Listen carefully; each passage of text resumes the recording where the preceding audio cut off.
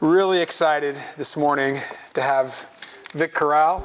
Yeah, just such a pleasure and an honor to have you here. I greatly appreciate Thanks it. for joining us. Thank you for we're having really me. excited about hearing your story. I know you and I got a chance to get acquainted a little bit, but yeah, thanks for driving over here today. No worries, no worries. It was fun.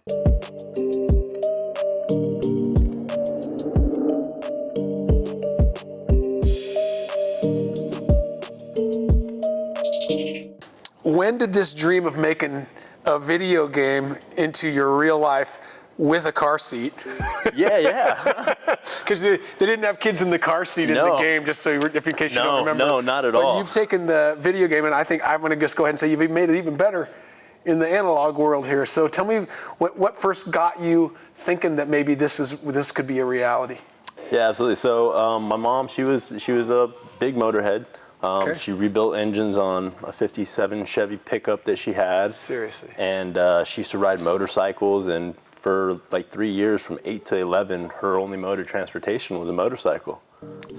Man, I guess lucky for me, one day my house was broken into.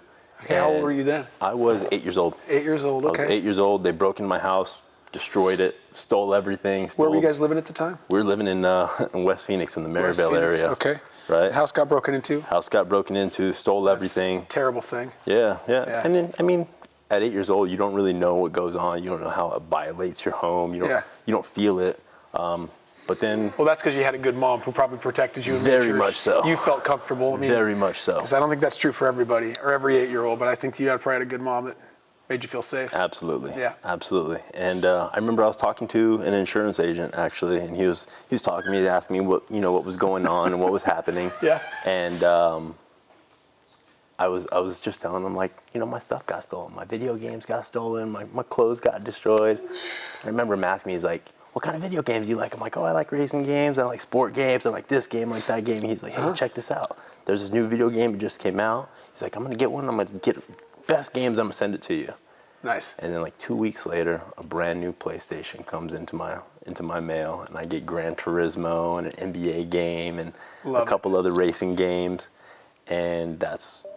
And I think you said your mom ended up getting you the stick and the pedal. And I had the steering wheel and the pedals and the shifter. Okay. And so a couple years into driving the game, I'm going through my licenses. Now I have a PlayStation 2, and Gran Turismo 3 A-Spec came out. Okay.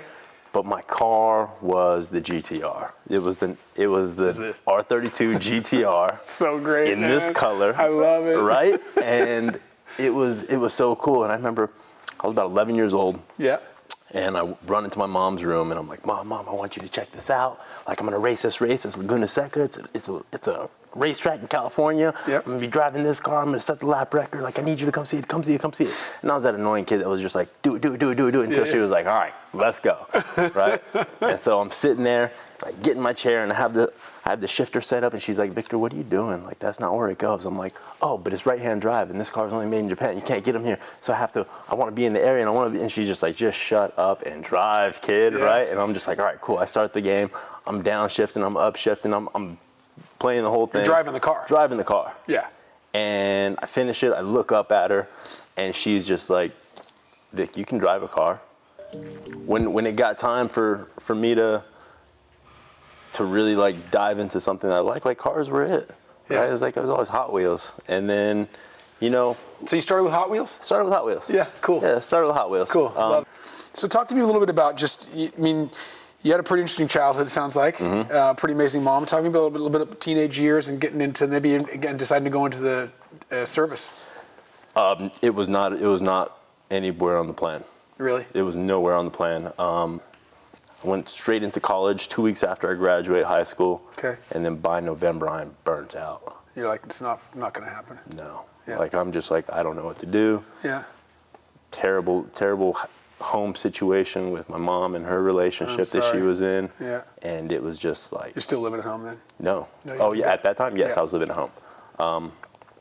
And it was like, I couldn't win. There was no window for me. Like there was no light at the end of the tunnel. Right. Yeah. And then, man, my living situation it wouldn't get up like every other kid who's who's been subjected to domestic disputes and violence in their home. A week later, I'm in the recruiter's office at 7 o'clock in the morning, right when the mall opens up.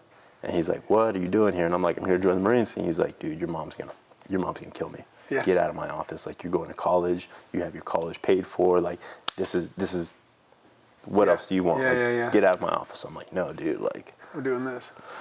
When can we sign up? And he's just like, what's going on? And I'm just like, I gotta change it up. yeah. Yeah. And he was like, all right, I got you. And by the end of the day, I was fully enlisted. Cool. And to be honest with you, like, I don't even think that I was cognizant of who I was and what I was becoming at the time. You're right? still 18, 19 years old, right? Nobody to lead me, nobody to push me, nobody to guide me, nobody to tell me what to do, how to do it, when to do it. Just go. Went to Afghanistan, and cool story. Some guys get off of a helicopter, and they look like they straight out came out of Call of Duty. Yeah. Beards and sniper rifles and big what's going machine down there. guns. And I was like, how do I do that? Right? Like, sign me up. Like, how do I do that? He's like, what's your job? And I'm like, oh, I'm in logistics. He's like, you'll never do this. And I'm like, what? Wrong thing to tell you. And I'm just like, what? And I'm like, what did you guys do? They're like, oh, we're infantry, we're special operations, we're special forces, this and that. And I'm like, so how do I do that? And the guy's like, how long you been in? And I'm like, 3 years. He's like, what's your rank? I'm like, I'm a Lance Corporal. He's like, go recon. Reaches in his pouch, throws me a Tom Clancy Ghost Recon book. Yep. I catch it, and I'm like, okay. They get on the helicopter, I never see him again. I read that book in a day, and I was just, boom. This is what I want to do. I want to hide in the bush. I want to be sneaky. I want to own the night. I want to swim in the ocean. I want to get myself thrown from planes. Yeah. And I want to be the person for others when they need it.